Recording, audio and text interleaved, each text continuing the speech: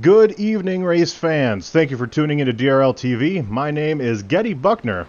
I'll be joined tonight by Taylor Butcher Benjamin, and it will be our pleasure to bring to you live action of the DRL Truck Series.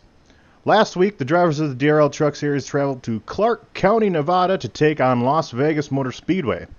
With all the grip that Vegas had, it really leveled the playing field and allowed DRL rookie Adam Faree to grab his first ever DRL win.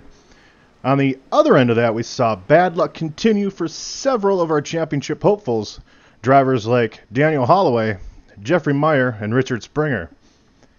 But now, it's time to put all that in the rearview mirror and look forward to tonight, race number 4 of the 2019 DRL Truck Series.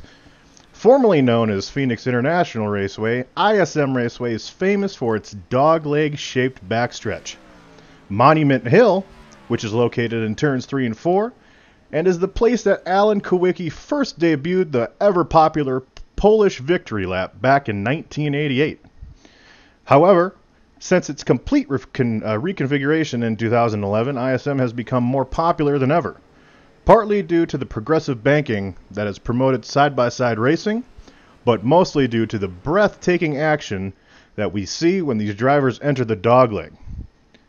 In addition to broadcasting on DRL TV, Taylor Butcher Benjamin is also part of the DRL Cup Series that runs here on Mondays. Taylor, including the dogleg, on the backstretch we have 3 completely different sets of corners here. What should these drivers be focusing on if they want to find success here at ISM Raceway? I think these drivers just need to be focused on being patient. It's 110 laps. I mean, there's plenty of time to... You don't have to force your way to the front all at once. Although, with that being said, track position is going to be very important. If we get a green flag run, about 6 to 10 laps, and then we get a caution, we might see some 2-tire pit stops, but a little farther on along than that, probably see 4 all the way. But you're right, that dog leg presents a lot of racing room. We might see these guys like 4 and 5 wide down there, and it really creates for a lot of excitement. Yeah, no, and we've seen it all week. We've had great racing. The dog leg, it gets very sketchy. We're going to see a lot of action there tonight. There's no safe place on this racetrack, Taylor. We can see cautions, from overdriving 3 and 4 if it's side by side, from sliding up in 1 and 2, from people approaching the dog leg on exit differently, not knowing the driver's down there or what have you. But here tonight we've got 110 laps at ISM Raceway. What do you expect to see from these guys? Is it kind of going to be something similar that we had on Monday and Tuesday? A little bit of patience, some green flag racing, or do you expect a little bit more mayhem here tonight? Well, I'm hoping to see a lot of good, clean green flag racing, but I mean, the way these trucks, they're obviously a lot less horsepower, so that means people are going to have a lot more sense of urgency to try to increase their track position as quickly as they can. So wouldn't surprise me to see quite a lot of caution flags. And like we know, this track races like a short track, even though it's technically a mile in length. Now, we mentioned cautions. Last week at Las Vegas, we did have a few. One of the drivers that was involved in a caution last week, and also the week before at Atlanta, is David Lindahl. He had a great run at Daytona in the last couple of weeks. He just hasn't had the luck. David, do you have a copy, sir? Yes, I do.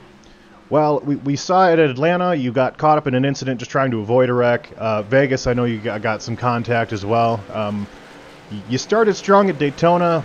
ISM is obviously completely different. This will be our first short track that we visit this season. What do you got to do tonight to turn around your season? Well, I'm going to take a strategy approach here tonight. I don't know that ISM's my strongest track on the circuit, and so I'm going to, whether it be have a clean race car or fresher tires, I'm going to do something to try and have an advantage come the end. To make myself faster.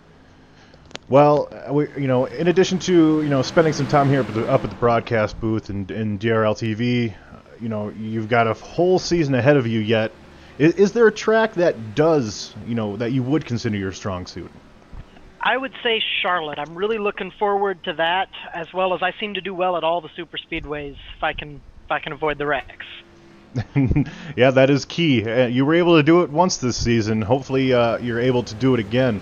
David, we wish you the best of luck in this race here. Hopefully, that strategy approach does pay off.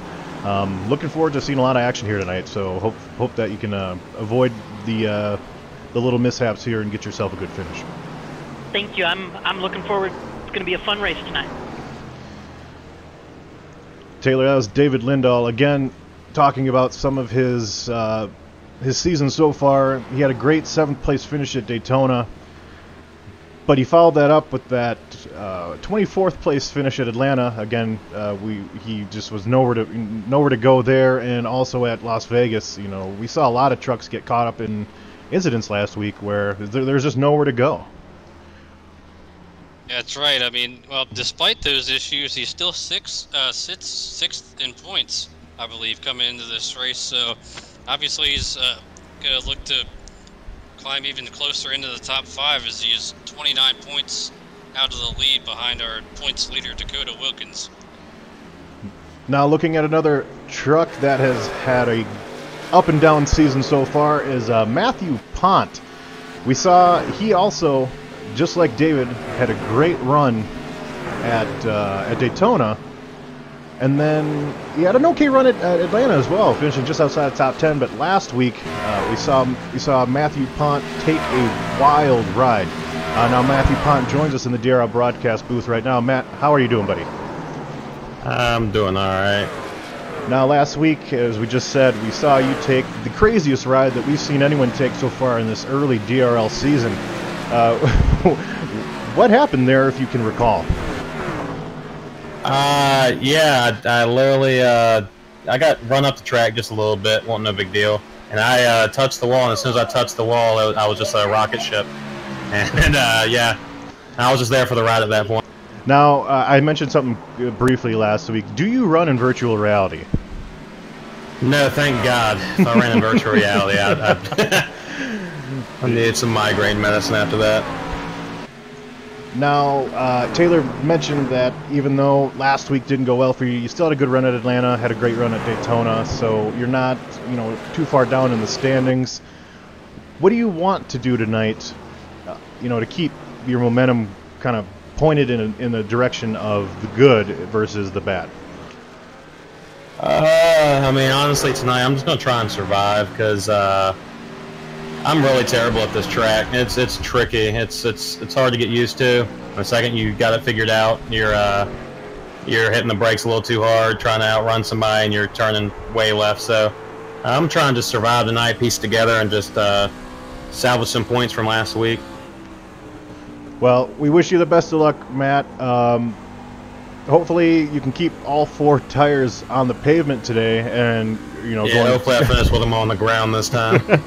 And then I mentioned in a previous interview that I just did, ISM isn't always everyone's favorite, but do you have a favorite track on the schedule that you're looking forward to going to? Oh man, I love plate tracks. It's just, man, that's just so fun, just getting the runs and bump draft and being tight like that the entire race. So I love Daytona, Talladega, and all that. But, I mean, I don't really look forward to any race more than any others. I just want to get out here and try and get a win, make it in the playoffs, see what we can do. All right. Well, I appreciate the time, Matt, and we will look forward to seeing you hopefully finish a race. And even if you get a little damage, just keep those tires on the ground, my man. I'm going to try. Appreciate it, man. Taylor, I know we're talking about that wreck that we saw last week. That was something else. Like I said, I think that's the craziest ride we've seen so far this season. Yeah, that was a bad one, and like you said, fortunately he wasn't running in VR, or else I got a little sick. But looking to right now, man, that is 9th on the board right now. Someone else we'd like to get in for an interview, as we have about 2 minutes left until qualifying, is PJ O'Leary, who comes in here quietly 5th in the point standings, and for a good run tonight. He actually won here in the in the Winter Series in the K&N car on this racetrack. Yeah, See if we can pull him in here. Yeah, let's pull in PJ O'Leary and see exactly what's on his mind here as we head into ISM Raceway. PJ O'Leary, you got a copy, sir? Yes, sir, I do. Well, as my partner Taylor Butcher Benjamin just noted, you sit 5th in the points, and last week at Las Vegas, I recall saying your name once, and in the early parts of the season, I don't really, you've been so quiet out there. You're not a name that we've been calling out frequently, but all of a sudden you're top 5 in points. What do you have here tonight at ISM to kind of keep that going? Well, I have a DRL Pro under my name here, so that's something. That gives me a little bit of confidence to go into the race. But yeah, I've just been one of those consistent drivers so far this season. Just running my own race, just trying to do what I can to run consistent and run well. Work for us at Atlanta. Was working for us at Vegas until we got taken out in a wreck with Jeffrey Meyer, which not his fault, it just happens. We didn't do too well at Daytona, unfortunately. It's one of my best tracks there. But we're coming to ISM. I'm really excited about this track. See what we got for these boys here tonight and see if we can continue this good run points that we've been having. Well, PJ, we'll hopefully we can bring you in. Qualifying is just getting ready to start. We'll bring you in another time and elaborate with you more, but we wish you the best of luck tonight, and good luck in qualifying, sir. Thanks, guys. Appreciate it. And that was PJ O'Leary. And as we just mentioned, qualifying just set to get underway. These drivers do have 5 minutes to set a time here. DRL TV will step away for just a moment. When we get back, we will get the starting grid and the green flag underway.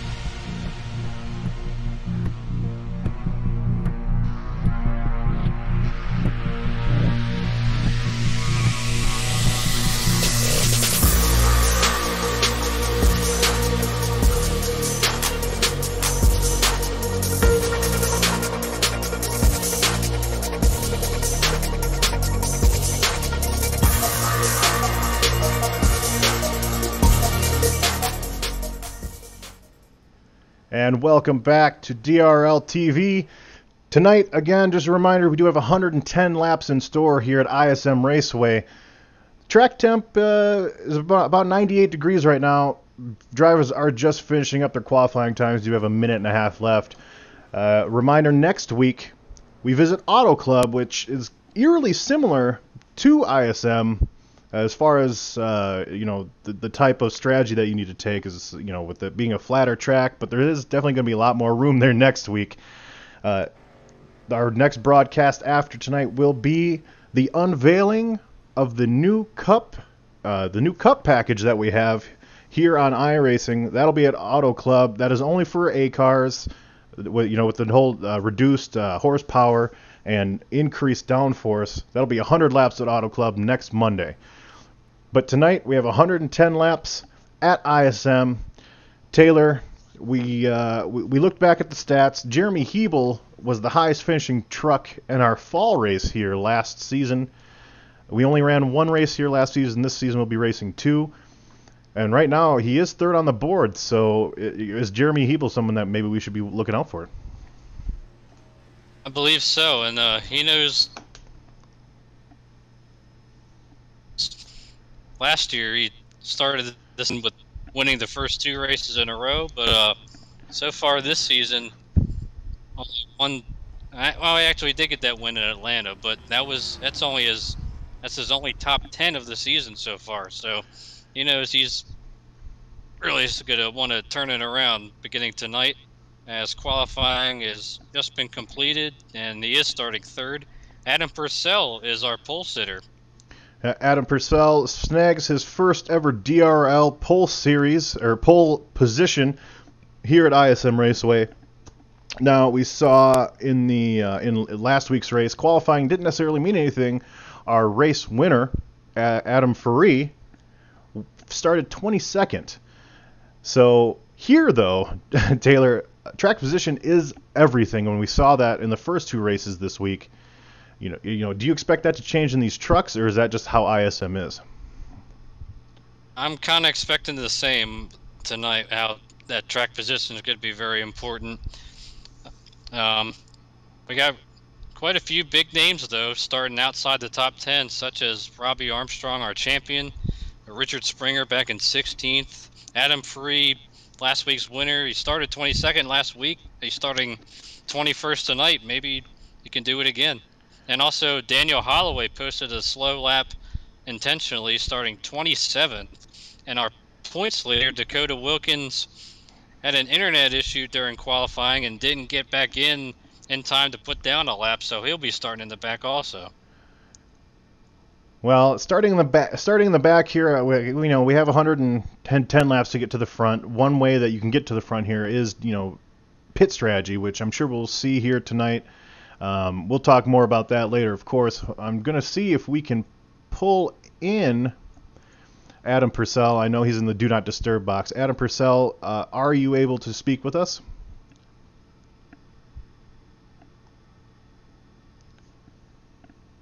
It does not appear so. We will put Adam Purcell back up here as he's getting in the zone here for this race. 110 laps here. Now, we'll go back to what we talked about as far as people starting in the back. It's not necessarily a death sentence. We saw last night 2 tires paid off here as far as a strategy that you can use. We'll see if that's something that we get on tonight as we get this grid for you guys. We have Adam Purcell. Again, that is his first ever DRL pole position. Jeremy Hebel, Steven Sims on that second row. Now, we've seen experienced drivers kind of tend to like this track more, so hopefully tonight maybe we'll see some new faces up front, because we've just about ready to get the green flag here at ISM Raceway. Nice start there by Adam Purcell. Something to watch tonight, this narrow front stretch. And I know in real life there's been a lot of restart wrecks over the years, so hopefully we won't have any of those issues tonight, as here they go through the dogleg for the first time. Let's see how wide they get. and you see them fan out 2, 3, 4, 5 wide, and they all have to come funnel back up into the entry of 3 and 4, and that is where we can see a lot of calamity here. As of lap 1, though, Adam Purcell will lead that lap and get that bonus point, followed closely by the 6th of Corey Sherman. The third place car of Jeremy Hebel, Steven Sims, and Jarrett Rogers are your top 5 currently. Corey Sherman didn't get through turns 1 and 2 very good at all that time, and Hebel's going to take advantage and move into second. On fresh tires, that move will work almost to perfection. As those tires do get some heat and a little bit of wear, you're going to see those guys try to dive in there, and that's where you see those door bangings, as they try to dive in like Jeremy Hebel just did, and you'll see unfortunate, sliding or something like that. Hopefully tonight that doesn't happen, but you never know here at ISM. Hebel's gained on Adam Purcell as we see Purcell up the racetrack in that second lane at a 0.3 of a second. Yeah, consistency here is going to be key. Whoever can stay on the bottom in 1 and 2 and maintain a comfortable gap. There's several different ways to approach 3 and 4 here. You can take the middle lane, you can take the low lane. Whoever can do it the longest while sustaining, tire grip without, wearing out their tires too fast, will be, up front the whole race. When we've seen on Monday and on Tuesday, it was kind of the same 3 or 4 drivers that were up front the whole race, because it's all about consistency here. Back at the field at Robbie Armstrong, he has his hands full with Jeffrey Meyer and Derek Pemberton. That was really close back there. Looking back at this battle, of course, Meyer last week mentioned that ISM isn't one of his favorite racetracks, and remember last time we were here back in November, he had his championship hopes come to an end after a wreck on the front stretch, so definitely looking for a better result tonight. Yeah, this is back in 11th position. This is the battle for 10th, following Robbie Armstrong, who had a good run last week and moved himself back up into the points after having almost a dreadful first 2 weeks here. So Robbie Armstrong looking to keep his momentum up. And looking at all these, and we see Derek Pemberton scrub that outside wall. We're going to see that a lot tonight as well. You're kind of allowed 1 scrub. You can hit it once, and it doesn't affect the handling of these trucks too much. But if you hit it any more than that, especially with any velocity at all, it messes with the camber and toe of that outside wheel, which is everything at a flat track like this. And up front, just so to keep you guys aware, Purcell is maintaining that gap over Jeremy Hebel. They're both running identical lap times right now, but the key here at ISM, it's not the first 10 laps, it's the next 30 laps. That's when we're going to see who's taking care of their tires here. The long runs here are very critical, and it's like Dakota Wilkins' internet problems continue as got throughputed here, so our points leader taking a hit. Now, coming back here to 15th place, kind of surprise, Richard Springer was one of the faster trucks here in practice, did not get a very good qualifying time, and he's up to 15th now, trying to find a way around Matthew Pont, a driver that we just spoke with. Looking here at Richard Springer, he started 16th, up 1 position since then. He desperately needs a good finish here as well, because he had not a great first 3 weeks so far either. He came into the season as one of, at least in my opinion, as one of the championship favorites. Yeah, he made the championship 4 in the Xfinity Series last year, finished 3rd in the championship there. I mean, he shows he can get it done on any type of track. Now we're riding along with Terrence Sine in 8th place, looking back at that battle that's still going on with Robbie Armstrong, Jeffrey Meyer. Dylan Wilson found a way around him, but they are battling hard, and Derek Pemberton behind him, trying to find a way. Terrence Sine looks like he's been into the outside wall at some point. The right front looks a little crumbled.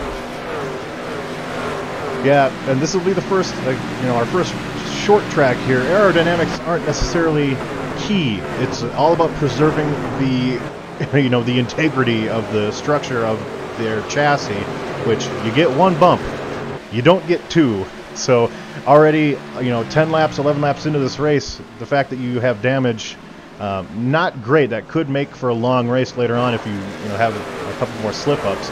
But I'm very interested with this this battle for 12th here. Pemberton desperately trying to find a way around Robbie and Jeffrey Meyer here. You can see all the different entries that these guys are using in 3 and 4. Some enter high and try to arc it low and use a shallower exit. Some try to take the shortest way around. Right now... It looks like Meyer got the wall a little bit that time off of 4. Yeah, these trucks, you said they are underpowered. They normally have a more grip because of that. Here, this is kind of this equals the playing field here as far as it looks like Pemberton trying to put the bumper to Robbie. You see, at places like we'll go to next week. These trucks can run a lot faster for a lot longer than the B and the A car. Well, not the A car anymore. What was the A car? But here at ISM, it's very similar to the B car, and if anyone watched the race last night, it doesn't take very long, if you're battling for a position, for you to just wear your tires out completely, and all of a sudden, instead of gaining that one spot that you were fighting for, you lose 3 or 4 because later in the run you have so much wear on your tires and heat. Into that point, we're working lap 15 now, and people who have been saving their tires the best since the beginning of the run are going to start to make their way forward. And going back up here to the front of the pack, we have Adam Purcell, who has led all 15 laps so far. He and Jeremy Hebel maintained about the same gap, but those two trucks have gapped Corey Sherman by about 1.5 seconds, and Casey Drake in 4th is 3 seconds back of the lead. So we're seeing kind of a big gap, at least early on in this run, with the drivers that are comfortable here at ISM. Yeah, these guys have gotten spread out a lot more than I thought they would. We got someone into the wall, into the back, I believe. Not sure who that was, but they sort of climbed it on the backstretch. Focusing. Anderson, no, he gets it again. Richard Springer had to make a move. Richard Springer already has a little bit of nose damage. Yeah, he just gave Matt Pont the shot going to turn 1 that time, and he's going to make it 2 for 1. Matthew Pont might not be too happy with that maneuver there. We're riding along with Chris Rice, who had a great top 5 finish last week. Ooh, truck loose on the apron.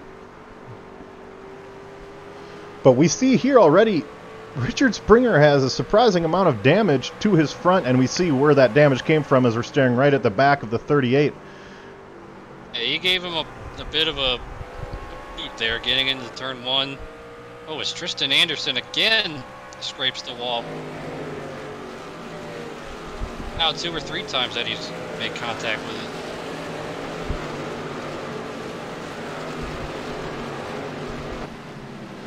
Ooh, we're shifting our focus to Jeffrey Meyer, who gets loose off of turn 4 and hits that inside wall. We saw him getting just out of the corner of the screen there. We saw him kind of getting loose while attempting a pass on the exit of 3 and 4. And we talked about battling for position. We saw how hard he and Robbie Armstrong were going at it. The heat buildup in those tires, it's not necessarily the wear, it's the heat on this track that was already kind of warm to begin with. So that puts Jeffrey Meyer back into 16th place, and now he has a little left side damage, and as Matthew Pont tries to find his way around. He's got to get his composure back right now, so we got one truck.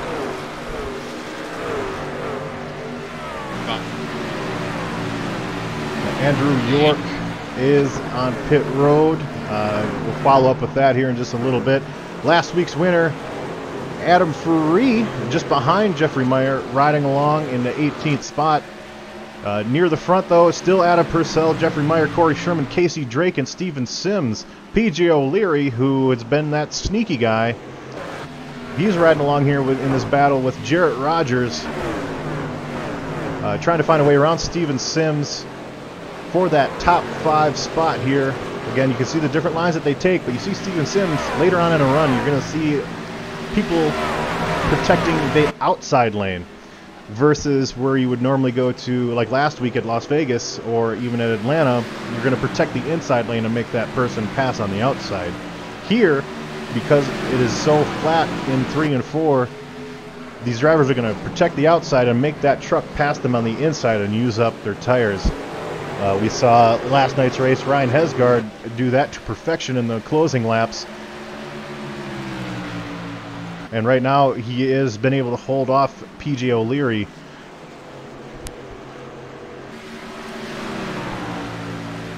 Lap 20. The front Hebel is closing in a couple of hundredths per lap. Yeah, that last lap he was almost exactly 1/100th of a second faster than Adam Purcell. And he is closing the gap just a little bit here. We'll ride along with Jeremy Hebel trying to catch Adam Purcell.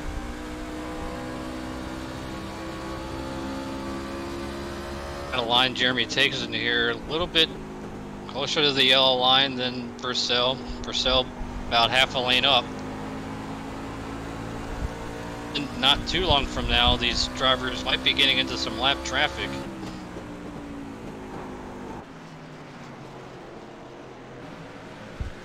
Well, made a big gain right there. Very, very good run there off of 1 and 2. Almost a 1/10 of a second there he gained on Adam Purcell. Lap 25 of 110. Fuel run here is about 90 laps, Taylor. However, these drivers aren't going to wait 90 laps, as we see Casey Drake get maybe a little contact there off that wall. They're not going to wait 90 laps to pit because there's just too much speed to be gained if you get fresh tires sooner. But as of a fuel run or a fuel situation happening, a pit now would all but guarantee you to get to the end. Absolutely, yeah. Casey Drake definitely he definitely did pop that wall. Oh, Izzy's really sideways off turn 4 that time. And this is that time, almost exactly what we predicted. About 30 laps into this run, you're going to see a lot of ill-handling trucks here. As we're looking back to Jeremy Hebel to see how he can get around Adam Purcell.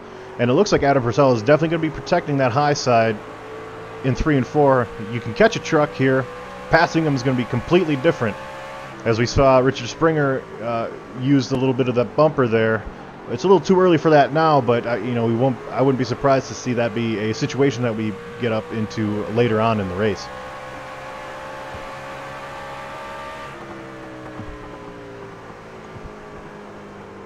While they're battling, Corey Sherman is gained on them a little bit, but Casey Drake not so much with that right front damage. And PJ O'Leary did end up passing Steve Sims and is now in the top 5. Other drivers to look at here, Terrence Sine, we're looking back at Derek Pemberton, who also has a little bit of bumper damage from probably using a little bit of the chrome horn here, but this is a great battle right now between the 7th all the way back to 11th spot. And look at Steven Sims trying to hold off that 4 car by protecting that outside here. Gets that good run. Wilson. Whoa! Had to really swerve it to the right to give Jarrett Rogers a lane to make sure he didn't crowd him.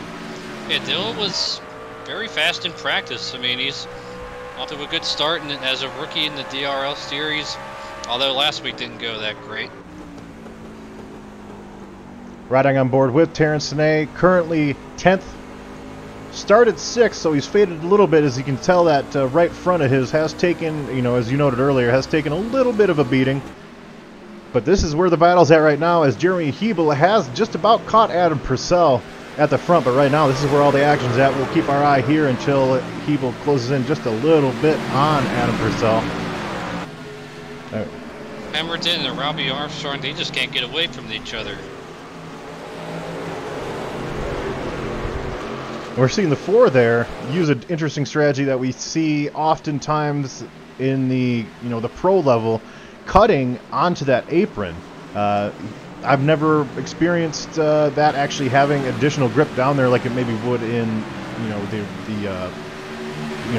actual series that we see on Fox, but maybe tonight, with the way these trucks are built, with the setup that we have, you maybe getting your left sides down below that yellow line could act as a little bit of extra grip here on exit. Very well possible. I mean, I haven't seen many drivers go down and try it, but if you're making time down there, then why not go through? Pass them where they're not. Now we're gonna go back here. We're gonna see where Derek Pemberton just did recently get a 4X here. I'm trying to see where he got that from, and maybe this will highlight where he got that front bumper damage here.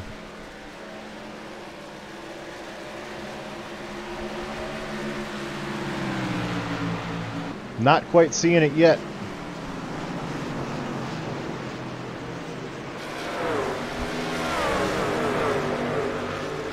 Nah, perhaps it won't be showing it. I am curious as to see how he did get that front bumper damage. Oh, and there it is. Yep. Oh, Jared Rogers around on the front stretch into the inside wall.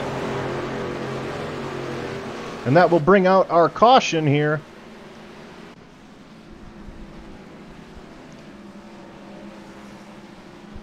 We will bring you a replay of that. As we were watching Pemberton, I wanted to see how he got that nose damage earlier. We saw he took a shot to Terrence Sine. But let's look at this. Let's look at this incident involving Jarrett Rogers. That brings out our first caution here at lap 35 of 110. Trying to look here on the inside of Steve Sims. Just a loose off situation, kind of like what we saw earlier with Jeffrey Meyer. Pretty heavy damage to the front end of that truck. Richard Springer just barely missed him on the way by. Again, still watching this this action here that caused Jarrett Rogers to spin, coming into 3 and 4. I'm trying to see what kind of entry he takes. You can see he slides up a little bit. He does have the 4 car underneath him. Yep, and it's just pushing it a little hard, and that is a big hit. A great job by these drivers to avoid hitting him. Now, we talked about fuel strategy earlier, or a pit strategy earlier, maybe taking 2 or maybe taking 4. This late in a run, I expect all these leaders here to take 4 tires, and probably a lot of shuffling around in the standings here for the race, because there's going to be a lot of damage that people are going to want to get fixed. Like everybody's entered their pit box pretty well. But yeah, 4 tires is definitely the way to go right now after a 35 lap run to open the race. This does take the fuel situation out of the question. Hebel just beats out Adam Purcell. Very, very, very quick stop there. 14.4 pit stop for him versus the 15.3 for Adam Purcell. So that will give Jeremy Hebel the lead, and he will be our new leader when we take the green flag. Who made the biggest jump was Robbie Armstrong. He entered, I believe, 10th. He's going to come out, it looks like, 6th or 7th. And it looks like David Wellborn. Yeah, yep, no, leads a lap. Stays out to lead a lap. Now, as these drivers do get situated, DRL TV will take a short commercial break, and we will be right back to get the green flag here at ISM Raceway.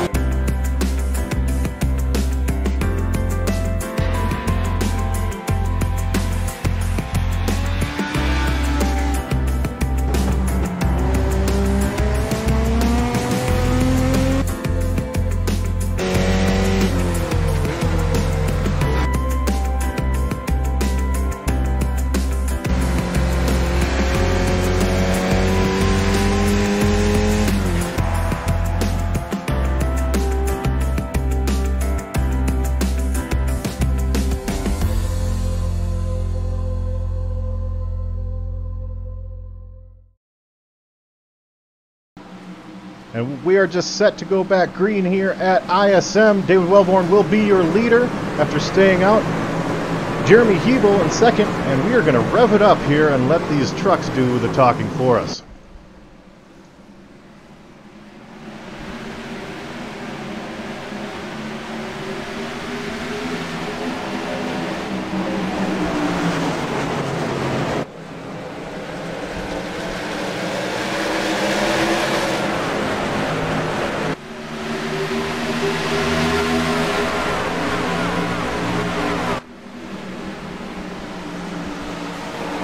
Someone just pounded the road.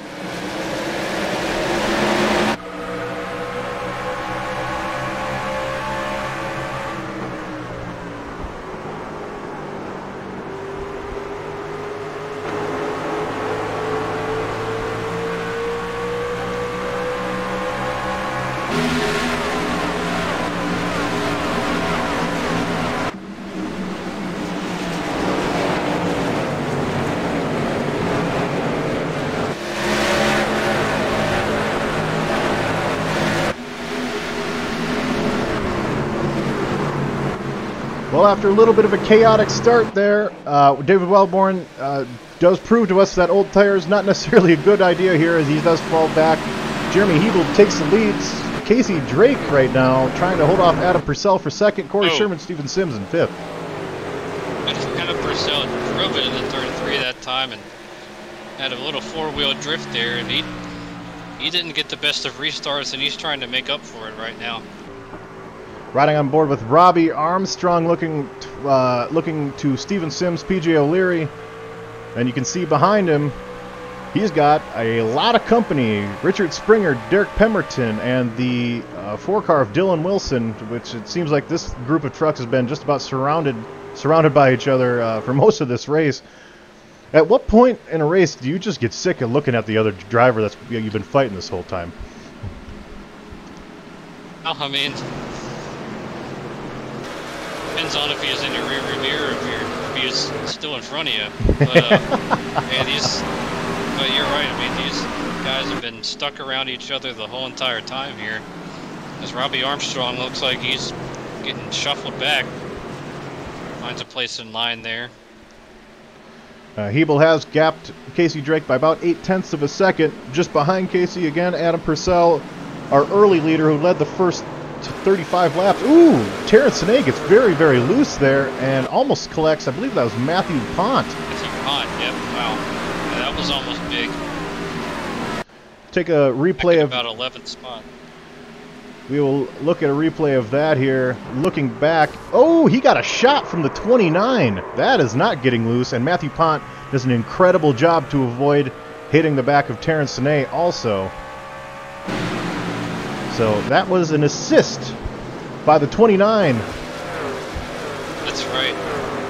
Well, up front, Jeremy Hebel was gapped the rest of the field. Looks like Casey Drake might be holding up some of these guys like Adam Purcell, Corey Sherman, and PJ O'Leary. Of course, well, Casey has that right front damage after he hit the wall earlier. Yeah, Casey Drake was fast enough to run in the top 5 that whole first stint, but as you mentioned, he does have that right front damage that could be affecting him a little bit, especially on the short run here. As the tire wear, the tires wear in just a little bit, you can see, the damage not be so significant. Kind of, the playing field per se kind of levels out.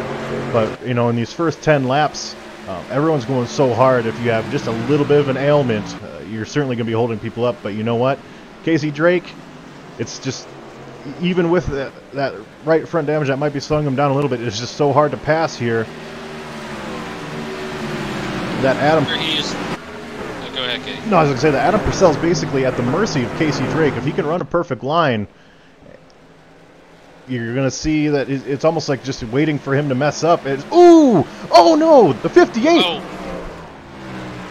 That will bring out our second caution.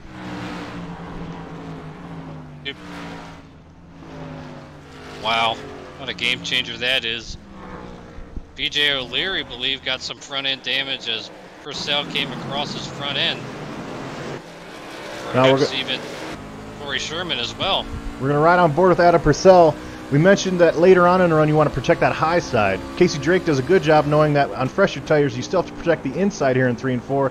He tries to get that run to the outside, pushes it just a little bit too hard, and coming off the corner absolutely wallops that. Gives the front end of, you said P.J. O'Leary a little bit of damage, and I think P.J. O'Leary also got tagged a little bit as well. Yeah, by Corey Sherman. Yeah, both of their front ends look just about similar as far as damage is concerned. Well, that is absolutely heartbreaking for Purcell. Now, how many green flag laps have we had here on this stint? I was just looking, and it's been, I believe, 10 laps. So, like we've been talking about, if you're going to take 2 tires, now might be the time to try it. The leaders are coming down pit road. I'm curious to see how many people take 2. We know who is taking 4. That would be David Wellborn. He is the only driver that did not take any on that last run. We also might see a driver or 2 stay out. I'm not quite certain here. We'll follow up with that after these drivers exit pit road. Looking here at Jeremy Hebel enter his box. This caution was a big break for Jeffrey Meyer. He had gone a lap down under the caution flag, repairing some damage after he had his issue off turn 4 earlier, but he's going to get the lucky dog here. Looks like Jeremy Hebel's going for 4. Looks like here we Dylan go. Wilson maybe took 2 as Casey Drake wins the race off pit road. Dylan Wilson. I'm trying to see his pit stop there. That was just 2 tires on him.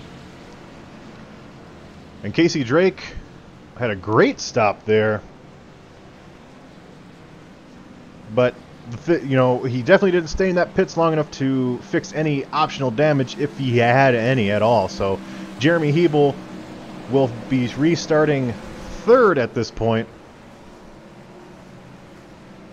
And you see P.J. O'Leary, he has stayed on pit road for an extended period of time to fix that damage. So that is 2 top 5 trucks involved in that incident that are no longer in the top 5. That opens. Interesting that Corey Sherman decided not to fix the damage, and he is still up here in 4th spot. Other drivers that took 2, judging by their pit stop, we have Dylan Wilson, David Lindahl, who we spoke to earlier as far as, you know, talking about a strategy game perhaps. This is a strategy, taking 2. That puts him just inside the top 10, or yeah, in 10th place.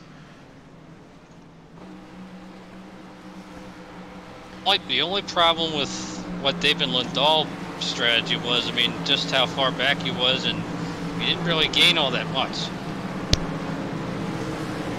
Like Dylan Wilson, who is now on the outside of the front row for this restart, but Lindahl's going to be stuck back in traffic with only 2 fresh tires, so it'll be interesting to see how that works for him. Now, so far, we've seen, you know, I spoke about it earlier, a couple surprising runs. On one side, you have the, you know, Casey Drake and the Adam Purcell doing very, very well here. We also had, I highlighted Richard Springer, who was fast in practice, but he was mired back in 15th and 16th spot after questionable qualifying attempt there. But right now he finds himself in 7th, starting on the inside, which is important here at ISM. The outside line doesn't necessarily seem to have. It doesn't seem to be a fair advantage. It seems like the inside line does get a great advantage here on these restarts. But 29 of Adam Free, last week's winner, in 9th, just behind him with that significant nose damage from bumping the 30 of Terrence Snea. We were just about ready to go green here. Taylor? Casey Drake chooses the inside. Pace car is down and away, and he gets away clean. Green flag is out. Dylan Wilson can do with those 2 tires. Robbie Armstrong ducks inside to look inside the 6 truck here. 6 truck closes the door. Hebel works his way past the 4 and sets his sights on Casey Drake. Well, look how low Steven Sims went through that dogleg. He almost went into the inside wall. He went so low, but he made it work. He got around Armstrong. At least he did momentarily.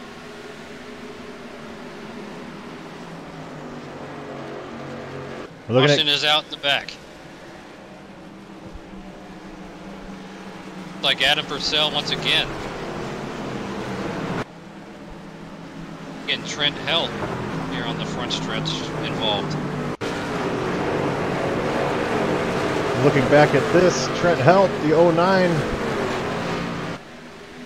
runs a little high. Ooh, he absolutely annihilated, and right back into Adam Purcell.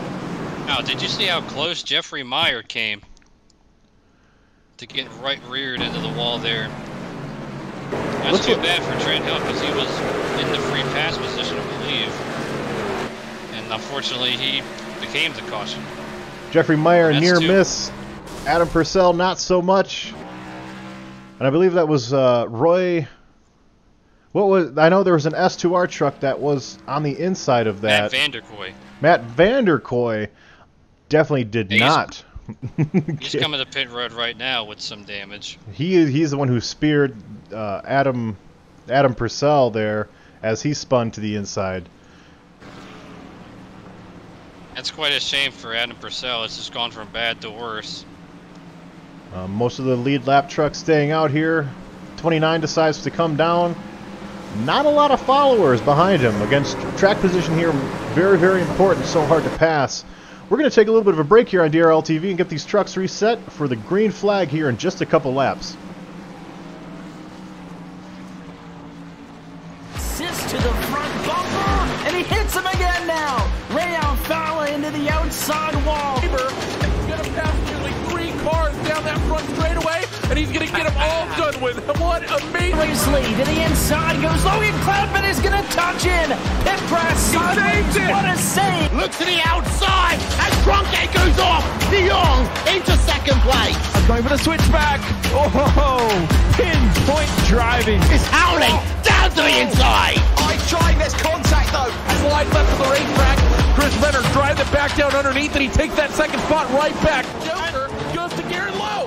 Garrett Lowe should take victory with all that contact. He's going to try and make the move around the outside the parabolica. That's not going to work, but he's going to try and get the cutback here.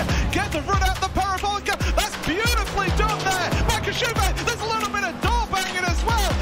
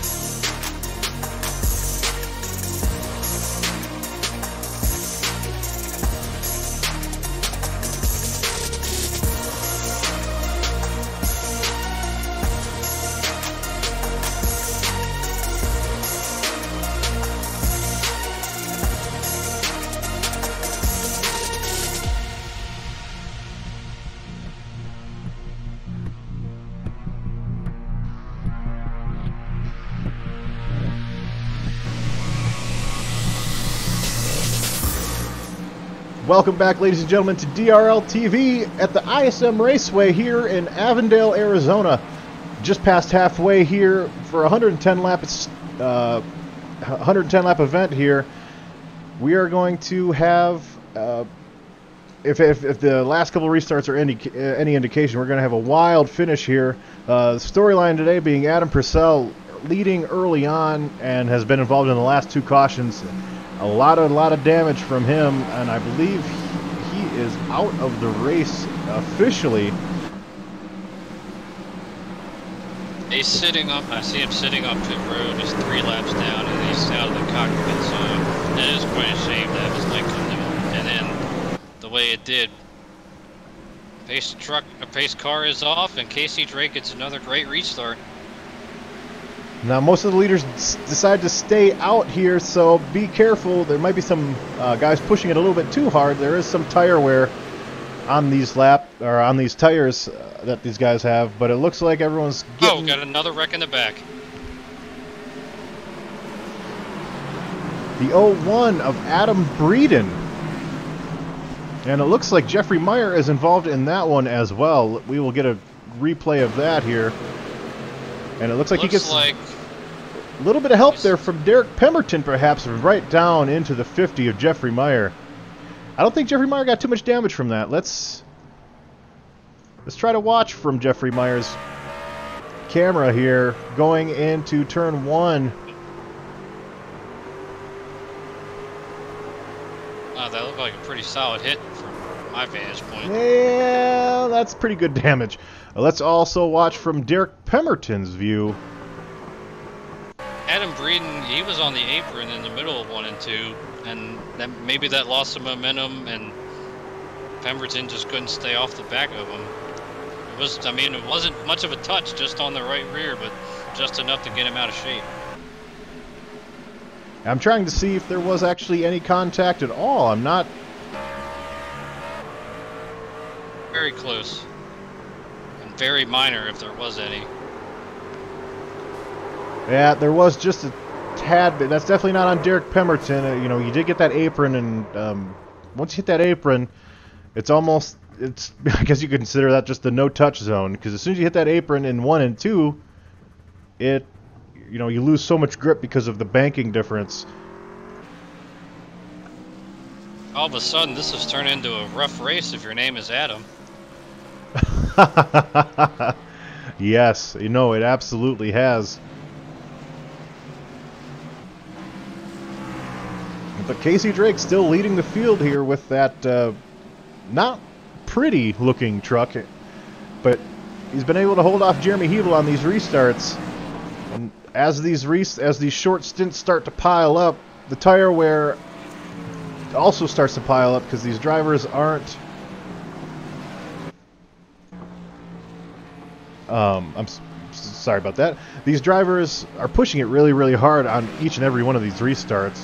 So each time, you know, you're going to be using a lot more tire than you would on, let's say, if you just go 10 laps straight versus 2 5-lap, you know, restart attempts, or 3 laps, or however long, because when the tires cool down, you have so much more grip.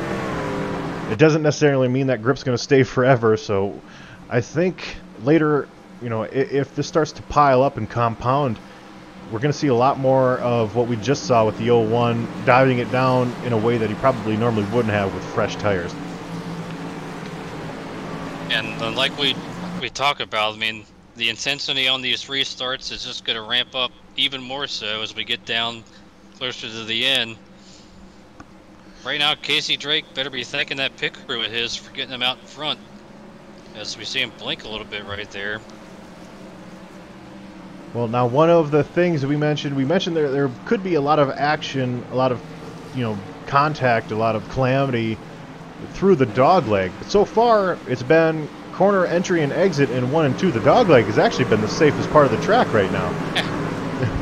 Yeah, that's not really what we were expecting, but yeah, it's been mainly turn 4 and in this case, the exit of turn 2. Now, Robbie Armstrong still holding tight in the top 10. Chris Rice still holding well in the top 10. Daniel Holloway also in the top 10, looking to, you know, finally get a good run here. After Daytona, it seemed like everything has gone wrong for him, as we were just about set to go green here. Lap 64 of 110. Let's see what these drivers have. Drake's been firing off pretty well in these last few restarts, and not quite as good as the previous one. Was going to be right on his back bumper here through turns 1 and 2. And Hebel cuts way down. Wow, I mean, that was surprising. Casey Drake didn't go on the apron at all right there, and he's going to allow Hebel to get alongside him for the lead. And here comes Corey Sherman, trying to figure out which one to follow. Now, these guys, again, just a reminder, these guys aren't on fresh tires. There is a little bit of tire wear there, so we'll see if... And there's Steven Sims almost down to the inside wall there, trying to take the shortest way around.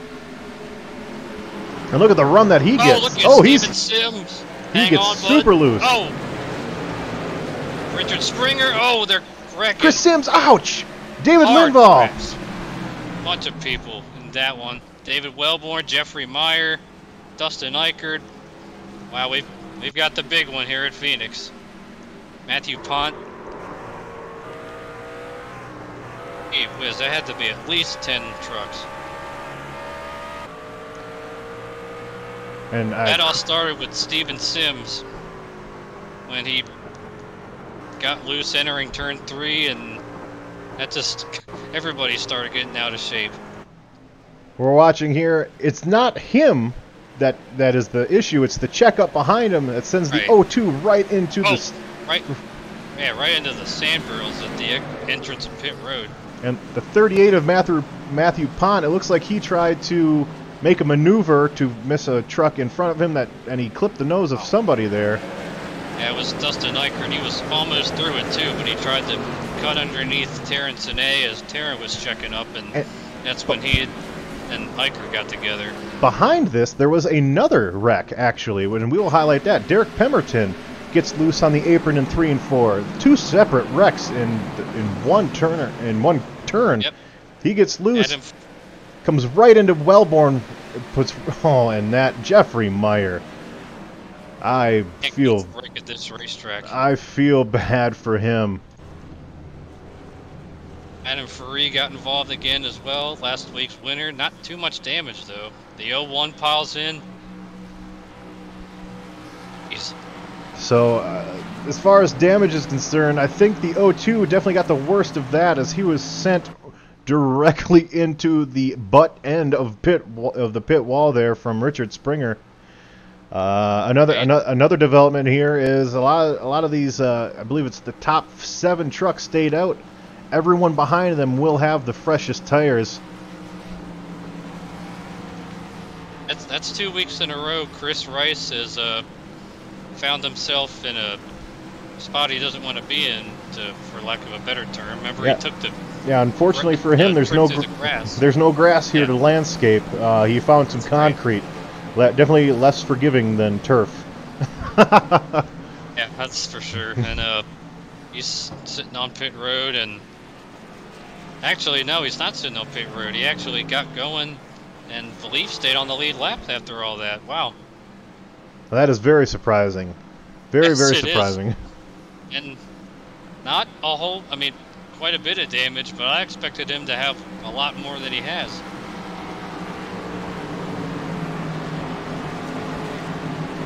Reminds me of Wade Hustad last year at Richmond in the Cup race.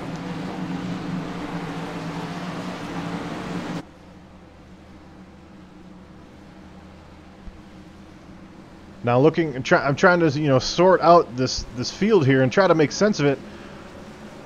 With Dylan Wilson being the first truck with 4 tires in 8th, and Robbie Armstrong, Daniel Holloway behind him. We've got people like Jordan Berry, Tristan Anderson, Steven Sims. Well, Steven Sims has actually been near the front for most of this run.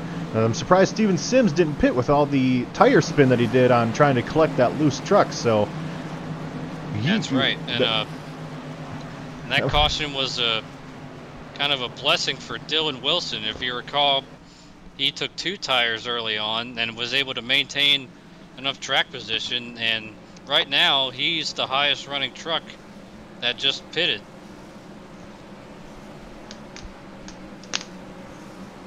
Well, we are set to go green here once more. Hopefully we can get some laps in. We do have 40 laps to go still.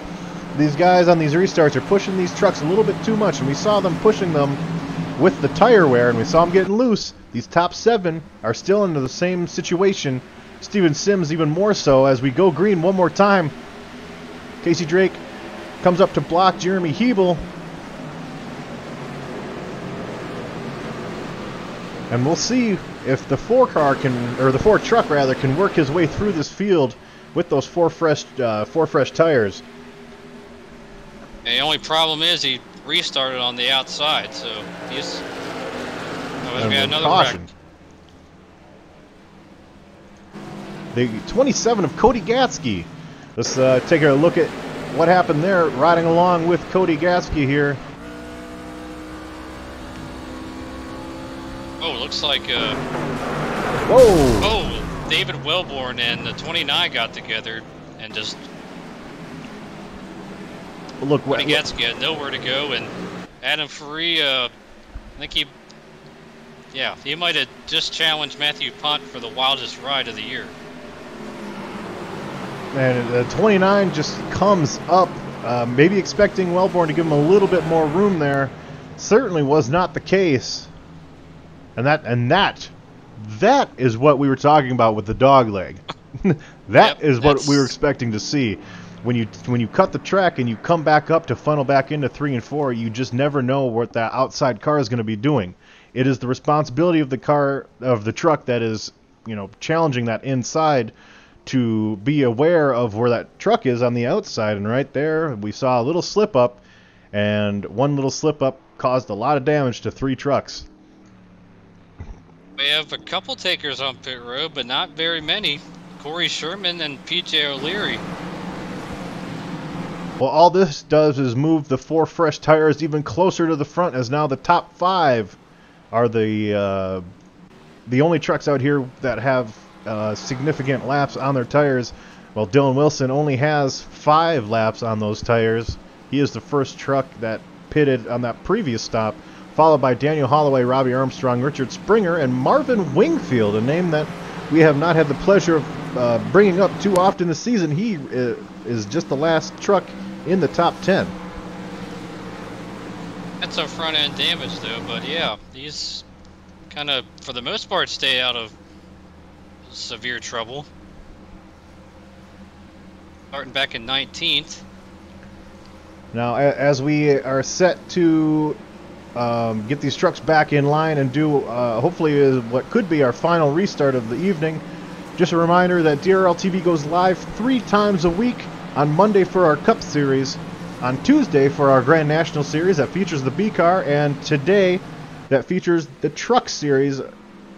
If you like a particular driver that you watch, or if you just like the racing action that the Dynasty Racing League provides, please make sure that you hit the like and subscribe button on YouTube. You can get notified on whatever device you want whenever we go live, and you can tune in and watch live racing all the way through, I believe it's November is when the season will end. So a long season here. We follow the NASCAR schedule for the most part, so a long season ahead, and it's almost a good thing that it is a long season for some of these drivers, especially Jeffrey Meyer, who he has a little bit of work to do. Looking at these point standings, he came in 3rd. He will not be leaving 3rd, as Dakota Wilkins came in 1st, and he will not be in 1st exiting this race either. Right now, Casey Drake, Robbie Armstrong, and PJ O'Leary are in good positions to move up in the standings. Jeremy Hebel could also move up in the standings as well after last week's incident that he had at Las Vegas. And Casey Drake is he's well in position to take over the point lead. If he can pull this up, well, no matter where he finishes, considering the bad luck for Dakota Wilkins and Jeffrey Meyer. And Getty, I must say, you said this might be the last restart of the race. That's a little optimistic, if you ask me. You never know. And this happened, we had some cautions in the previous races this week, and then we'd have that long green flag stint. Perhaps we already had that earlier in the race, but for now, we have 35 laps to go. Casey Drake leading him down here to green, and he takes off a little early. Gets a little bit of a better start there on Jeremy Hebel, and cuts up just as they enter turn 3 and 4. Now be careful with the handling of these top 5 trucks, as they have older tires. Dylan Wilson. Another wreck in the back. Jared Rogers. Derek. He looks like he disconnected before his truck even came to a stop. Yeah, so what was that about? This might be the last restart? Okay. We stay under green here. We're looking back here at Derek Pemberton. I believe he was involved in this. We'll ride along with him and see exactly what happened. Yeah, fortunately, Jarrett Rogers deciding 3 wide just right there. Yeah, that's what allowed the green flag to stay out. That right there is not a disconnect. That is probably a disqualification from too many incident points. That's right. As we move back up here to the front. If the limit is 16x, and Jarrett's been around quite a few of those incidents, and that might have DQ'd him right there. Yeah, 3 wide entering turn 1. Not. Oh, contact Hebel. with the lead. Drake into the wall. Hebel goes on and takes the lead. Steven Sim follows him into second. Let's ride on board with Jeremy Hebel, as he has just about run out of patience here. He crosses him up and does bump him on corner entry there, sending Casey Drake to the outside and back into third. And that opens the door for Steven Sims to try to take this lead from Jeremy Hebel. Casey Drake does recover quite nicely in third, and Dylan Wilson, with those 4 fresh tires, is behind these 3 trucks here. I've been, Jeremy Hebel, I think we better get away from Casey Drake as far as he can, because not saying I can do this, but Casey Drake, if he gets back to Jeremy Hebel, might repay the favor. Although he's under attack right now from those fresh tires of Dylan Wilson. Now the fresh tires are going to be a benefit only for so long. If Dylan Wilson has to end up fighting Casey Drake and Steven Sims too hard to get these positions, those tires are all of a sudden might end up being more worn than the 3 trucks in front of him. And Drake holds him off for now. Yeah, but you're right, Getty. Wilson, he's got to put these fresh tires to use now. He's got to. I mean, you're right. He can't afford to.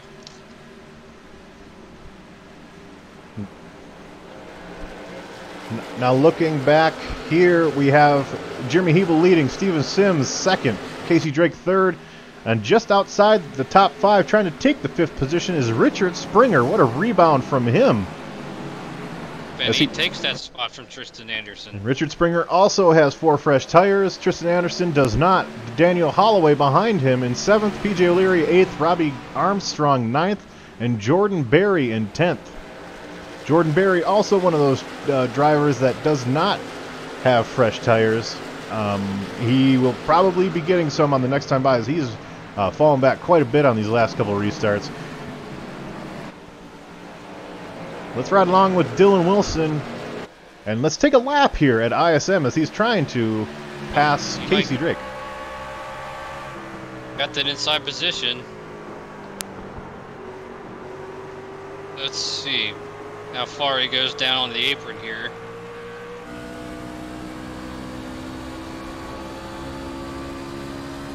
Shallow entry, left side's under the yellow line, and Drake is still fighting him pretty hard. You won't be able to make the pass this time. No, the outside line, that's where you want to protect after, a little bit into a run, because that's where you're going to get all that momentum. If Dylan Wilson wants to make a pass, he's got to find a way to get to the outside of Casey Drake, because with the older tires that Casey has, he's not going to be able to hold it inside very well. So you're going to have to try to get to the outside of him, which is harder said, or it's easier said than done. Now behind him we do have a battle for 7th, 8th. It is between PJ O'Leary, Tristan Anderson, and here in the mid-pack here you can see the 4 tires starting to pay dividends as Tristan Anderson in those older tires is starting to fall back a little bit. And on top of that, he does have a little bit of damage as well, which isn't going to make his truck handle any better. Now Wilson is looking to the outside, like you mentioned, although Drake's not giving him that position, or that outside position. A very, very impressive run by Casey Drake, because not only does he have older tires, he also had to save a sliding truck. So he's all of a sudden put a little bit of a gap on the 4 of Dylan Wilson. As we were watching right now, PJ O'Leary, Daniel Holloway, and Tristan Anderson battle for position here, as Robbie Armstrong in 9th is also trying to find a way around the 78 of Tristan Anderson. I think these last, let's see, it looks like about 23 laps. I'm going to be interested to see. This might be a test of Casey Drake's character. I mean, he's a young kid. He's only 14 years old. And to have his best chance so far in his young DRL career of a victory, perhaps slipped away. See if he can salvage through the tough times here and make a run back at Jeremy Hebel. Well, looking at the point standings, Casey Drake could exit ISM as the points leader for the first time in his Dynasty Racing League career. Jeremy Hebel could add another win to that first round seeding for the playoffs as being the top of the 12 drivers as we enter Las Vegas in the playoffs. Again, that is a long way down the road. Hebel's pulling away from Sims. About 2/10 that last lap.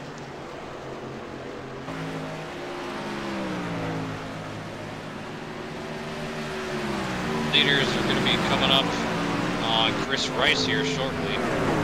Now, with these lap times, Jeremy Hebel with the older tires actually is running as fast as Dylan Wilson, and actually faster than Richard Springer, who has those newer tires. Track position really. Oh, Steven Sims! Wow, he barreled it off into turn 1 that time, and Casey Drake's gonna take advantage of that. It looks like slides up in front of him and clears it. Very aggressive driving there, trying to do the slide job, stop the momentum of the 79, and that'll open the door for the 4 truck here, trying to see if he can get to the inside. Steven Sims fighting back though. Tenton into turn 1 again. Oh, that was close there. Wilson on the inside of Drake. And Richard Springer is loving this. He's joined the party now. So too is BJ O'Leary and Daniel Holloway. Casey Drake still has that preferred line on the outside, and he's done a good job holding off the 4 truck so far, but he's going to have more company now, as you were just talking about. Ooh, the 02 could play into this role here. He does decide to stay high. Jeremy Hebel's loving all of this. He's pulled out. He was already gaining on Steven Sims, but the way these guys have been battling each other, the lead's almost up to about 2 seconds almost now. A Springer now looking inside of Casey Drake as well. That's got to be one frustrated young man than Casey Drake right now.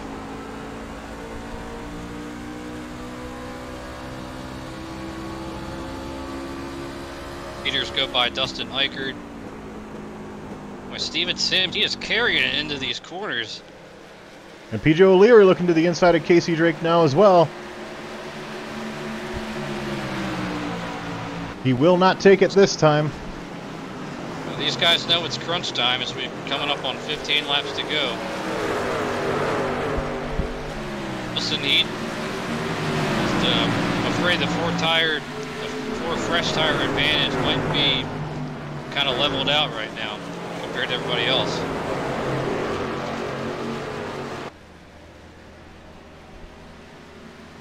Looking at this battle here, David Wellborn, a lap down. Casey Drake puts a block on PJ. Oh no! Springer gets turned by Casey Drake. And that will bring out the caution. We will look at that. We will go on board with Casey Drake here to see exactly what happened. Richard Springer, he is... Well, actually, he might be going back to his position. I'm not sure about that, but wow, just 2 guys fighting for the entrance to the corner. And look at this one more time. On the exit of 3 and 4, Springer takes a little bit of a lower exit, which allows Casey Drake to get the run off. He looks inside, also blocking PJ. And if Casey Drake checks up for the 21, he gets leveled by PJ. And it looks like at that point, no matter what scenario you're looking at, Richard Springer was going to get the raw end of that deal. Now let's see. I expect everyone to pit here, but you might see people like Dylan Wilson, who had the 4 tires already, maybe take 2, because when we get this restart, we will have about 10 laps to go. Watch these trucks. That's very well possible, Getty. And Richard Springer actually stays on the racetrack. I was gonna say before we saw these guys come in, Springer was really lucky to And Casey Drake's front end just barely caught the front end of his as he was sliding. I thought he was going to start. I thought he was going to back into the wall. Oh, contact on pit road. Wilson and Casey Drake it together. Wilson's still trying to get turned around the right direction. He finally does, but he's still down in his pit stall. I'll talk about disaster. Abel's the second one off pit road. Robbie Armstrong's the first one off pit road. He might have taken two. Man, with so much going on. Yeah, Casey Drake, I mean, he had to get down to his pit stall there. The 04 might have forgot where he was pitting, because he should have been down there already. Because he pitted before the... he was in the pit box before the 87. Very, very interesting there. Very curious as to, I believe the Ford truck might have just lost sight of where his pit box was.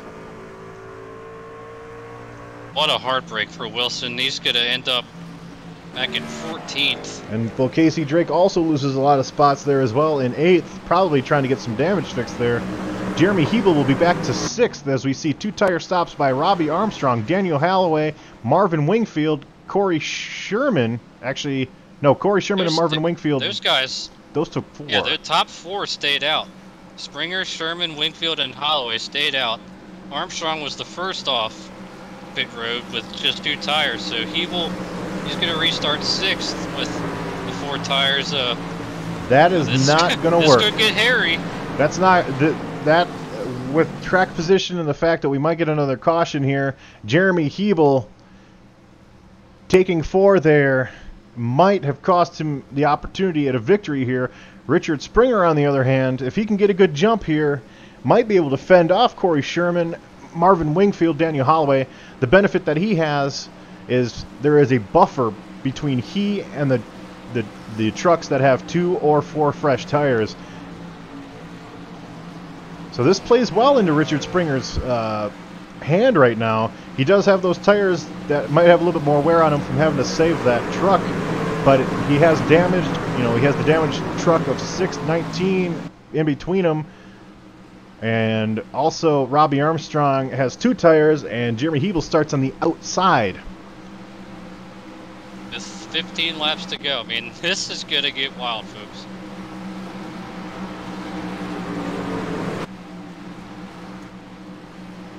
Pace car is just about set to go off as we will have a 10-lap shootout here with the 21 leading them down to the green flag. Watch and see if there's some wheel spin here. Nope, Springer takes off well. And there's a bottle up going into... Oh, yep. Boy, he got blocked by Morgan Wingfield, and that allowed Hebel to get by him. And look at Holloway. The wall. Look at Holloway with a huge... Hebel gets turned. Into the wall. Hard. And still more wrecking after the 88 gets spin. Oh my heavens, David Lindahl involved. And Jeremy Hebel, I believe he just cuts the nose of whoever that was inside of him. Didn't realize, he probably thought he had Marvin Wingfield cleared, and he did not. Dave, oh, he got stuck in the wall. That's how hard he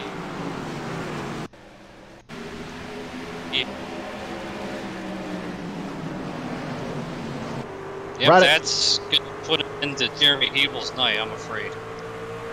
And Jeremy Hebel just cuts in front of Marvin Wingfield. Ow, Weeza. And then David Lindahl gets turned after the fact, trying to check up. I believe that was the 18 of Andrew York. So we will get one more restart at least, but right now, I'm liking Daniel Holloway. He had a huge run. And if it wasn't for that caution, Daniel Holloway might be the leader as we get back into, he's got the cleanest truck after all that. He does have the cleanest truck, and with the run that he had on Richard Springer, he could have been the leader as we cross the start-finish line on that next lap. So very, very interesting, as we will get a restart probably again with about 5 laps to go. But the dog leg proves me right. That's what we were talking about at the beginning of the show, how that's going to cause some mayhem. Yay! It kind of took a little while for that to actually ring true, but we ended up becoming a big trouble spot. That means I get to broadcast at least one more week because I've earned my right, by being not wrong for once. And light's still on with the pace car, so we will have 2 to go at least. Daniel Holloway, the 6 of Corey Sherman on that last restart, got a little bit of damage on that outside wall, and so we'll see what kind of shape his truck is in. Robbie Armstrong with those 2 fresh tires, and Casey Drake with the 4 fresh tires in 6th behind him. If we go green, is there enough time for Casey Drake or Robbie Armstrong to make their way up there? And sorry, that was Taylor. a huge break for. You're good. That was a huge break for Robbie Armstrong. As I was saying, Jeremy Hebel had gotten by Robbie with the fresh tires before he ended up getting wrecked. So now Robbie is in the highest position with any kind of fresh tires on this truck. Well, on the outside of row 2, although he is on the outside. Now, we've called the names of David Lindahl and Jeffrey Meyer a lot tonight, and not for the right reasons, but they find themselves in 13th and 12th, respectively. David Wellborn in 11th, so very not good. Too bad after very all. good rebound from those guys. Jeremy Hebel is in 16th, 3 laps down. Very heartbreaking for Jeremy Hebel. And that's where he's going to finish, as Dustin Eichert is 17 laps down. He's 15 laps behind, so yeah, he won't be able to lose any more spots. But wow, what a finish to this race, Getty. As we're going to restart here with 5 laps to go, with Richard Springer and Damas truck in the lead. Daniel Holloway on the outside, looking to turn his season around. Corey Sherman, another driver looking to turn his season around, and our defending champion, Robbie Armstrong, who's still looking for his first truck win. And now Richard Springer has to be careful here. He still is in good position to get a good finish, so you don't want to put himself in a position where he might get spun, and all this hard work is for nothing here as we go green with 5 laps to go. Richard Springer dives it down into turn 1. Holloway puts the block on the 6. Robbie Armstrong trying to get a run on the outside. Steven Sims cuts to the inside. Steven Sims again using all of that dog leg as much as he can. Holloway's got a clear shot at Springer. He's only about 2 or 3 truck lengths behind him as we get 4 laps to go. And there is a mess of trucks behind him here.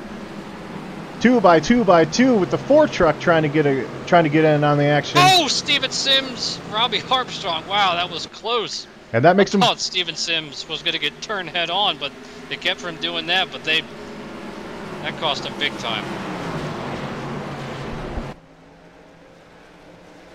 Looking at There's 3 laps to go. Looking at this battle here for 8th and 7th, the 78 of Tristan Anderson trying to find a place to go. Jeffrey Meyer gets turned by Robbie Armstrong. That will be the caution. That will be the race. Take home the win. As we try to get a replay of that, what an intense finish here. So many different trucks. Looking at Robbie Armstrong, looks inside, and Jeffrey Meyer puts the block on too late. I'm surprised Jeffrey Meyer is still in this race. I'm surprised he wasn't DQ'd with the X limit. My goodness. We'll watch this one more time here. Jeffrey Meyer. He tries to look inside Casey. He tries to block Robbie Armstrong's momentum. That was not a great decision by Jeffrey. And Robbie Armstrong gets the worst of that, as he, instead of fighting for a top 5, he is now right now in a position to finish 15th position. Heartbreaking for Robbie. Yep, it is quite a shame. He mentioned he's still hungry for his first truck win, even though he did win the championship last year. He still hasn't won. But his teammate, his DPR teammate Richard Springer, is going to be the benefit I tell you, he's just going to take the white flag under caution, and he's going to win. I knew there wasn't going to be one part in this race where I wasn't wrong about. Look at the starting positions of our top 3. Yep. We have 16th, 27th, and 9th. And I talked about Adam Free last week starting from the 22nd position and saying that you're not going to be able to qualify in the back here necessarily and get to the front. I was wrong. I'll be wrong there. That's okay. Yeah. Richard Springer, well, that was what he needed. So if Richard's, that shores him up, that will give him an automatic ticket to the playoffs, assuming that he meets the minimum race requirements. Incredible racing there by Richard Springer, and I can't believe that paid off after what a rough race that he had. I'm sure he's going to be sharing that in our post-race interview. Yeah, I mean, think about it. About 10 laps ago, he was headed towards the outside wall after Casey Drake got into him, but he made that call to stay out, and it's going to pay off. Richard Springer will be our 4th different winner of the year here at ISM. Great strategy. Gets a little congratulatory bump from PJ O'Leary. Man, what a race this was from start to finish, Getty. Yeah, we had some patience early on. We had some good side-by-side action, and then we had some not so much patience there at the end. The Richard Springer, though, benefits the most after having a rough first part of the race. Will win this event. Daniel Holloway with a almost pristine truck finishes 2nd. PJ O'Leary, who we talked to in pre-race, finishes 3rd. And that will be who we interview at the end, at the end of Richard Springer's celebration here. Richard Springer, not the type to burn it down. Hey, he's part of the old school group of drivers. No, in his Las Vegas win during the Winter Series, Richard Springer did not. He said himself, he's old school. He doesn't do burnouts. But let's see if we can get. We'll start with 3rd and work our way back. Let's see if we can get PJ O'Leary in here. PJ O'Leary.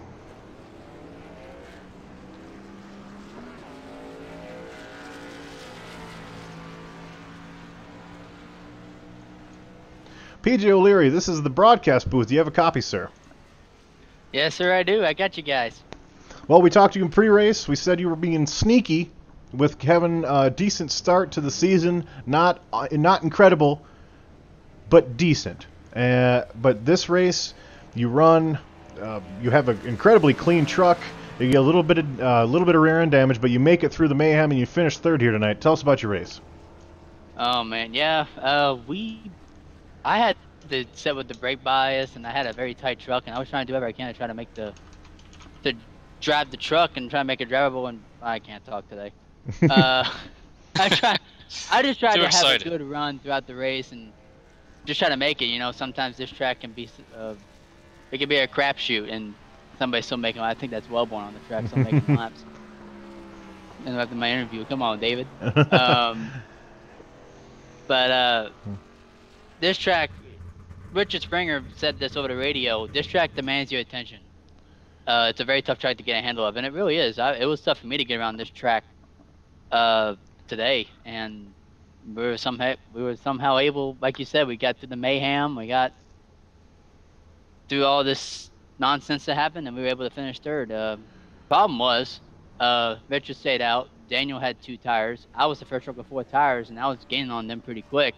If they didn't crash with like 3 to go, I probably could have had a shot at winning this race. But unfortunately, fate said different. So it is what it is. We'll take 3rd. Good points day. And we'll go to Auto Club next week and see if we can win there. Well, looking at the points, it's very, very possible that you could be close, if not leading the points as we go to Auto Club next week. So, this is I believe your first top 5 of the season. No, this is your 2nd top 5 of the season. And you go into Auto Club with a little bit of momentum now, which is something that, isn't measurable in auto sports, but it does exist, I feel. So, when we go to next week at Auto Club, is that a track that you think you can continue this momentum at, or is it one of those tracks that you're just going to try to make it through and move on to the next week? Oh, I think Auto Club is one of my I almost got a C-class one there a couple years ago. So I love Auto Club, and I'm really excited to go there and take the number 52 Halmar International Chevy to that track, and hopefully we can, like I said, do good and maybe have a shot at the win. All right, well, PJ, if you haven't already, give us your shout-outs if you may. Of course, Halmar International for being on the truck tonight. My team, Slideways Motorsports. My family, friends. Always gotta thank Jesus. He gave me this gift to drive a race car, so gotta thank him always. I'm very patriotic, so I gotta thank the troops for fighting for our freedom. You guys for the broadcast, JP and all the guys for keeping this league going.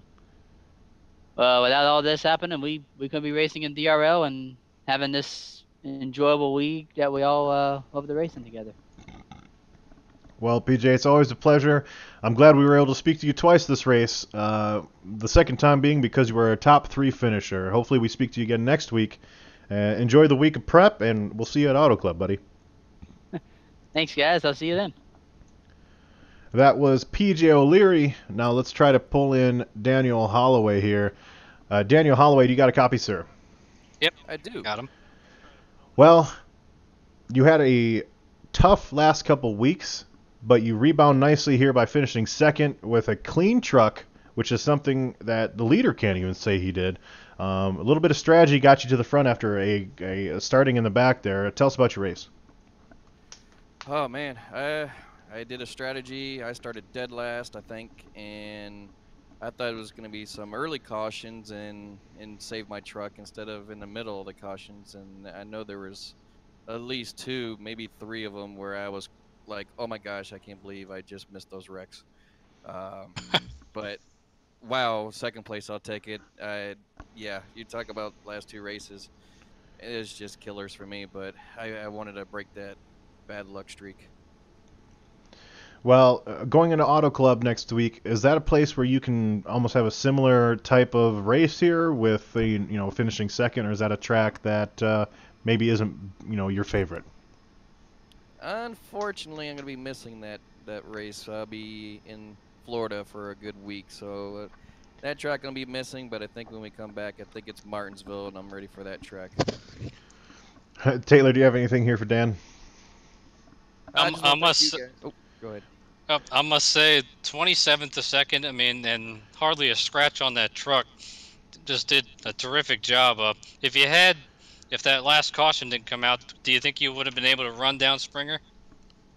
I don't know. I took 2 tires on there, and I felt like 1 and 2 I gain, and then I kind of lose them in 3 and 4. But I saw PJ coming, so it was hard to tell. I was trying to get a feel of the 2 tires because usually 2 tires will get you loose, and that's what I was expecting, and it really didn't actually, but not enough laps and time, I guess, to knew if I did have them or not. Well, congratulations on the second place finish, Daniel Holloway. Your teammate didn't quite get the same finish, but nevertheless, give us your shout-outs. Yeah, I just want to thank you guys, broadcasting, James, Jeff. One day, one race, him and I will be back up front with those fast chickens, and we're catching bad lucks right now. James put on the league and everything, and ready to go out of here in a couple of weeks, and everybody watching also. Awesome, Daniel Holloway. Congratulations on the second place finish, and we will see you at Martinsville. Thanks, guys. Have a good night. Well, the time is to our winner.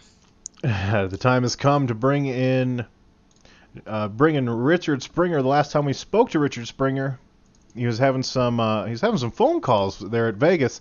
Able to rebound from that, Richard Springer, and get I wouldn't say you had a great race because it certainly wasn't amazing, but the finish was. Finish was lucky, yeah. Well, tell us about you didn't qualify great. I actually expected you to be near the top, given the fact that you were given the top in practice. But starting 16th, what kind of things did you have to go through here to work your way up here to the front? I had to be, aggressive at times, but cautious at other times too. Try to follow Robbie up through there, he was dealing with Pemberton quite a bit. And then we had a nice gap before that first caution. There's nobody behind me. So I was just cruising there for a while. I knew in the long run I was pretty good. But the qualifying, I tried the first lap, I hit the wall. The second lap, I pushed up, I had to get off of it. So I had a terrible qualifying effort. And until about an hour before race time, I thought I was going to have to work tonight too. So it was just kind of lucky I even made it here. Well, this is your first season in the DRL Truck Series. You get that win. You're stamped in the playoffs. We also visit ISM in the fall, so you got some notes in your notebook now as far as, because this is the final cutoff race before Homestead. Now moving on to next week at Auto Club, is that a track that suits you, or is that a track that you're kind of just trying to get through the week? I should be all right there. Yeah, I'm pretty decent at tracks like that. I wish it was Michigan, but it's pushier than Michigan, but I should be okay. But anyway, it was we had a great race going until I had all those cautions there, but those last two really saved me. Although I had a decent lead there on that last restart over Holloway, because he only took 2, and the truck was loose on old tires out of 3 and 4, which is actually good, but it was tight into 1 and 2, so you kind of had to drive it differently when it got old, but it worked out all right. Well, Taylor, do you have anything for our race winner, Richard Springer? I was surprised, Getty, you haven't mentioned that little entanglement he had with Casey Drake that kind of set up that whole situation to stay out. What happened from your perspective? Well, I got up to like 3rd or 4th there, and those guys all had stayed out previously. I knew I had better tires than them, and I passed Casey, and I guess he just got a little exuberant there and went in there a little too hard as far as I'm concerned. But turned me, got me some hood damage. And I said after that point, I can't fix it. I might as well just stay out. That's the way it worked out. Yeah, that was a great finish. We saw in last night's race that strategy. I mean, that's how you win. That's typically a good way to go here at ISM. It's so hard to pass.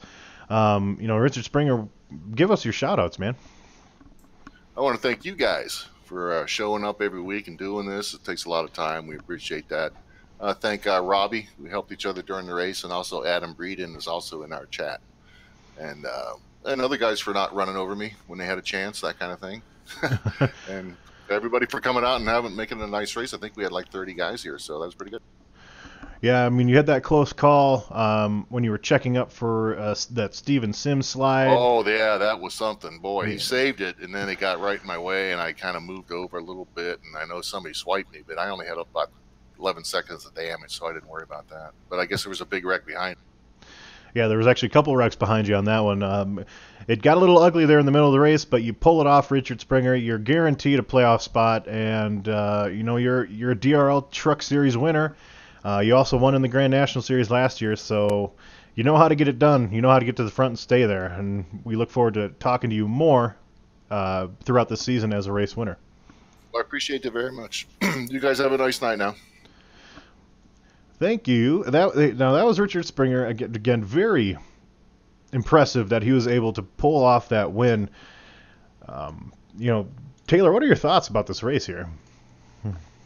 I mean, that was wild from start to finish. I mean, from Adam Purcell dominating the early portion to Casey Drake, one of his best runs in DRL, but after all was said and done, the old veteran kind of snookered him a little bit with some pit strategy. Yeah, and as heartbreaking as it was for Adam Purcell, equally heartbreaking for Jeremy Hebel. One little mistake in the whole race cost him an opportunity to not just win, but finish even in the top 15, as he ends up finishing 16th spot. As we look at our unofficial results here, the Richard Springer does lead those final 13 laps. Corey Sherman has a great run. We're seeing a lot of mix-up in the top 5. There's a lot of parity here in the Truck Series. Dylan Wilson getting a top 5. Tristan Anderson getting a top 10. Casey Drake falls down to 8th after having a great run there in the middle part of the race. Maybe lucky to finish 8th after some of the incidents that he was involved with on track and in pit road. Yeah, what a comeback for Dylan Wilson, huh? After getting spun by Casey Drake on pit road. Came back for a top 5. Yeah, came back for a top 5. David Wellborn, David Lindahl, Chris Rice, Jeffrey Meyer. Again, that's probably the most impressive part of is Jeffrey Meyer, that he still ended up staying on the lead lap and finishing 14th Robbie Armstrong involved in that last caution. And then you look at Jeremy Hebel, 31 laps led, but he finishes, it says here, 17th or 16th, whichever. That's got to be heartbreaking for Jeremy. I know having 2 wins and setting himself up for the postseason quite nicely would have been something that he wanted. But if I know Jeremy Hebel, it's not going to be the last time that we see him up front. Now looking here as we talk about the more unfortunate guys back here that had a lot of damage, Matthew Pont, Terrence Sinay, Trent Held, these guys had not that great of luck, a lot of damage involved here in this race. But we move forward to next week at Auto Club, which it's going to be a lot of the same here. We're going to see the exits of 1 and 2 and 3 and 4 being very critical, but if you hit the wall next week, you won't have the opportunity to be fighting for the lead later on in the race, because that is that's a huge 2-mile track, 75 laps that we'll have there, very aerodynamic dependent. Our next broadcast will be on Monday with the Auto Club 200, featuring the new and improved, or not, it depends on your outlook, the new and improved Cup car, Talladega Daytona style racing. The Peak Series put on an incredible show, and I know that these drivers are very anxious to get on the track and see what the rest of the season will bring with this new package that iRacing has brought us. Incredible. As we look at the credits here, any final thoughts there, Taylor? Well, next week is going to be pretty wild, and I'm just really impressed with the parity that we've had this year in the Truck Series. 4 different winners in the first 4 races, and just been very competitive all around, and look for more of the same next week. Absolutely. And again, if you liked our broadcast tonight, or if you like a driver here in the Dynasty Racing League, make sure that you like or subscribe to our channel. That way you are notified anytime that we go live. Again, we go live, and with the exception of a bye week, we go live 3 times a week, almost all year here.